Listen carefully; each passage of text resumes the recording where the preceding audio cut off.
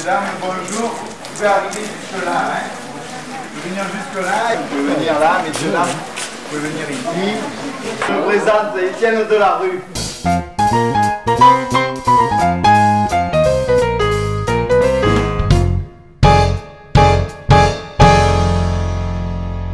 Un jour, je me suis dit que j'en avais assez en fait de dire aux gens ce qui s'est passé et de ne pas leur montrer. Comment on pourrait faire pour arriver à montrer aux visiteurs ce qui s'est vraiment passé ici? Je me suis dit, il faut une machine à remonter le temps forcément. Mais bon, il y en a plein qui ont essayé et ils n'ont jamais réussi. Hein. Et bien, moi, j'y suis arrivé. Hélas. Ah bon, Merci.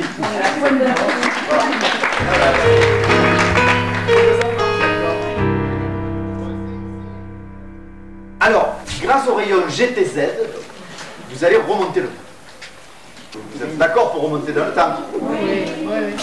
Bon, écoutez, on va essayer de remonter en 1716.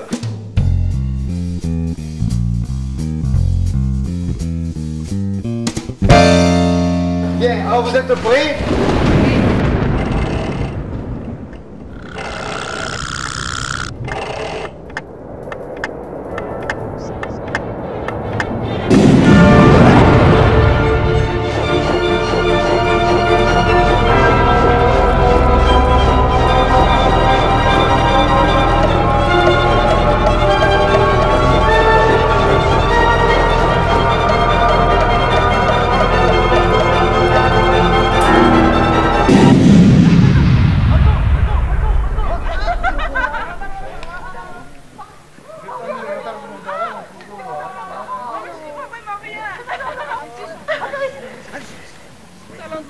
Marguerite, toi, je ne te laisserai pas m'échapper. Il le faudra bien pourtant, madame.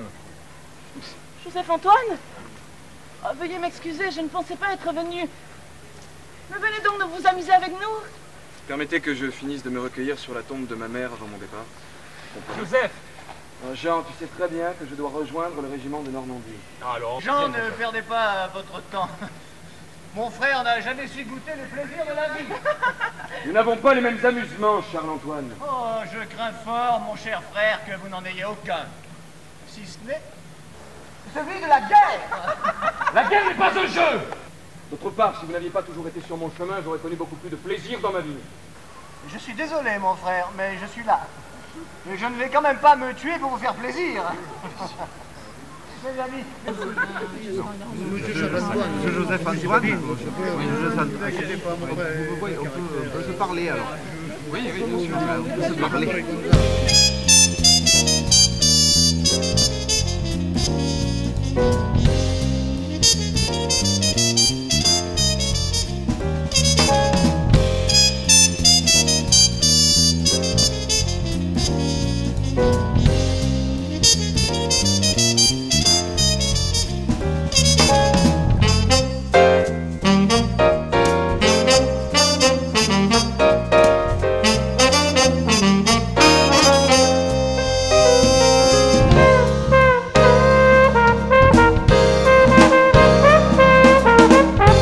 Interroger tout le monde parce que bientôt on va être obligé de repartir. Donc après il faut qu'on passe dans l'autre date.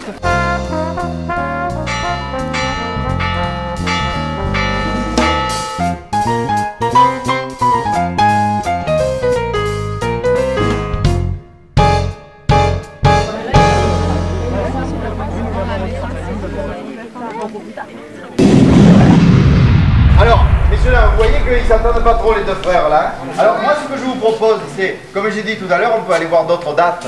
Alors, je vous propose de remonter un peu avant cette date là de 1716.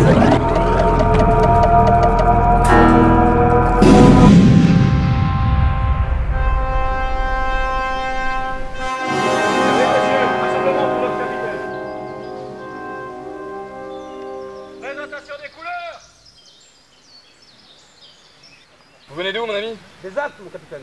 Ah, les Alpes. C'est loin de notre pays, hein. Très bien. Ah, je connais celui-ci. McCook. Affirmatif, mon capitaine. Première campagne. Attention!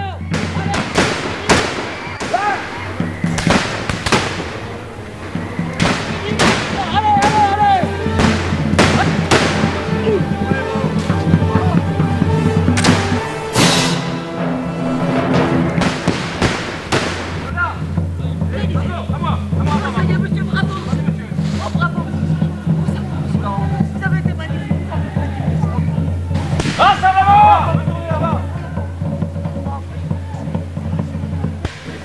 Un messager! C'est pour qui? C'est pour vous, monsieur. Et ne prenez pas les salles! Laissez passer!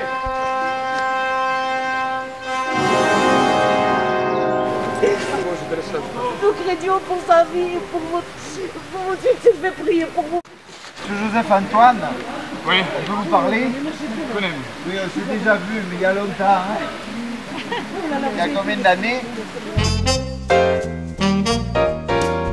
Monsieur là, vous pouvez venir.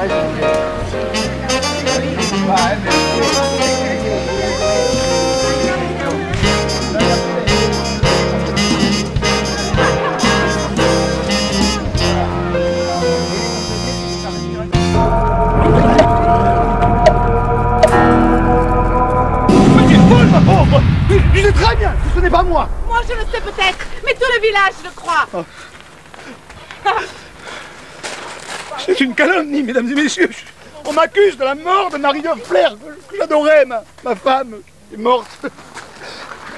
Il y a un an maintenant, 18 ans, vous vous rendez compte, elle adorait se baigner dans le Gave. Elle était mouillée au mois de février, mais elle est une excellente nageuse. Et depuis, je ne peux plus faire un pas hors de mon domaine sans que les villageois m'accusent de la mort de ma femme. Nous faisions un couple admirable, elle 18 ans, moi 45. Je veux dire, c'est Rose fait courir des bruits, je suis sûr, sur moi-même. Un matin, on l'a retrouvé, le crâne fracassé. J'ai repris le domaine à ce moment-là.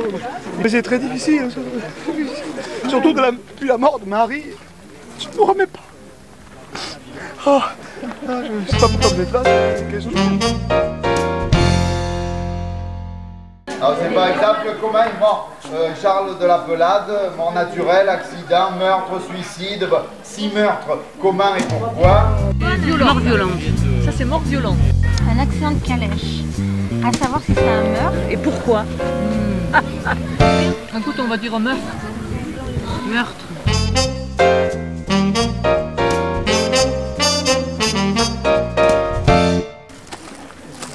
J'ai les copies corrigées, hein.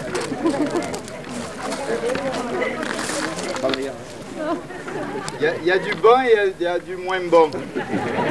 On fait ça, on verra ça après, hein.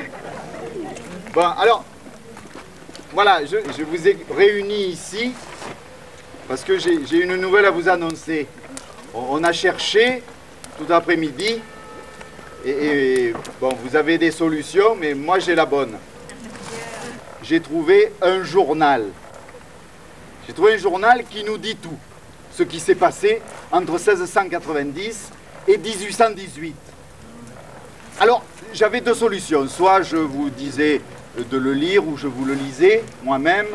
Mais j'ai trouvé quand même beaucoup mieux d'utiliser l'énergie géothermico-temporelle, encore une fois, hein, pour repartir dans le temps. Mais cette fois, comme il me reste qu'1 heure de rayon GTZ, on ne pourra pas interroger les personnages qu'on verra. Vous resterez assis et vous allez voir tout ce qui s'est passé ici, devant le château.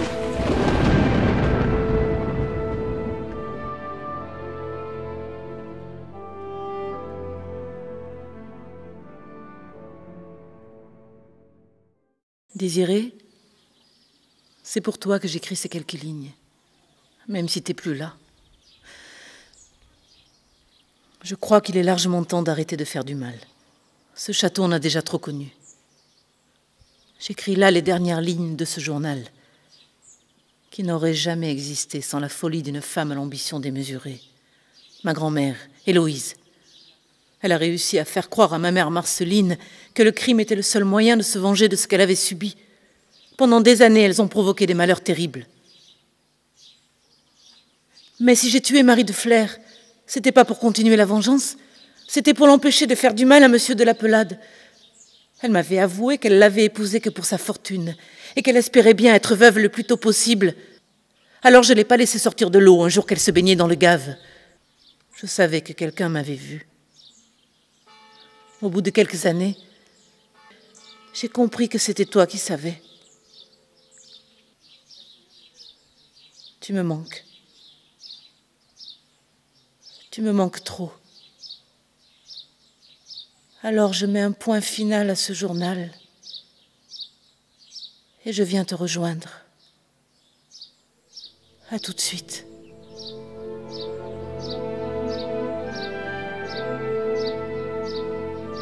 Rose.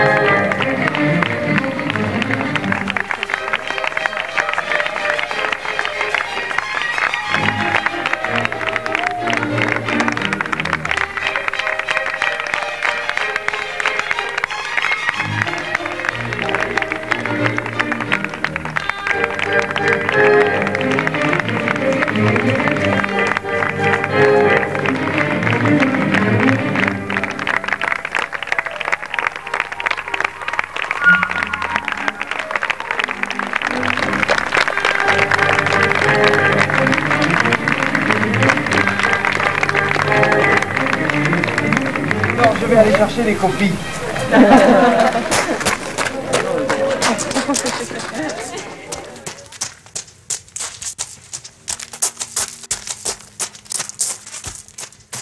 Et vous êtes venu comment ici? En TGV? À l'époque. Ah oui, non, c'est vrai. Excusez-moi, je ne m'en rappelle pas. Vous êtes... Non, c'est rien. Oubliez ce que je vous ai dit. En calèche, vous êtes venu alors. Hein? Dis, Oh! Maurice, C'est quoi? ça te dirait pas de m'en faire un pareil, hein? Un garçon, on l'appellera Léon, une fille, on l'appellera Camille. Ça va la Camille, Léo. Vous n'êtes même pas capable de tuer une araignée sous mon lit.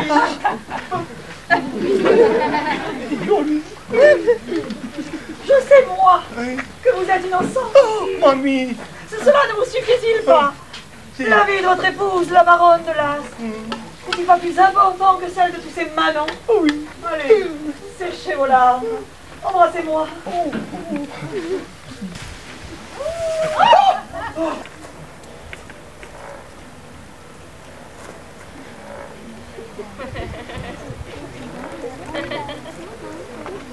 Je dois rejoindre Marianne. Je ne voudrais pas qu'elle se doute de quelque chose.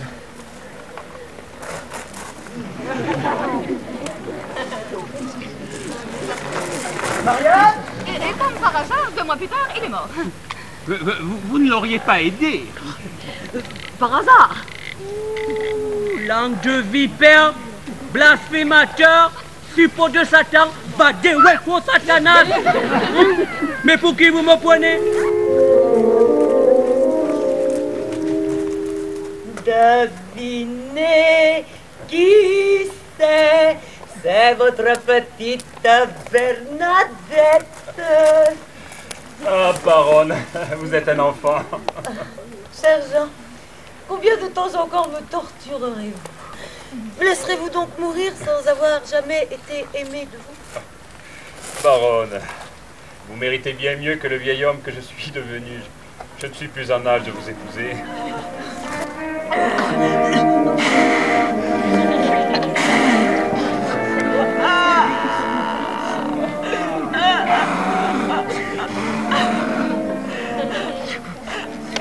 On n'a pas idée de pleurer autant de son maître. Mais Henriette ne réfléchit pas quand on a du chagrin. On peut pleurer autant pour ses maîtres que pour ses frères. C'est vrai. Tout à fait vrai. Il le faudrait pour quand, ce petit carnaval?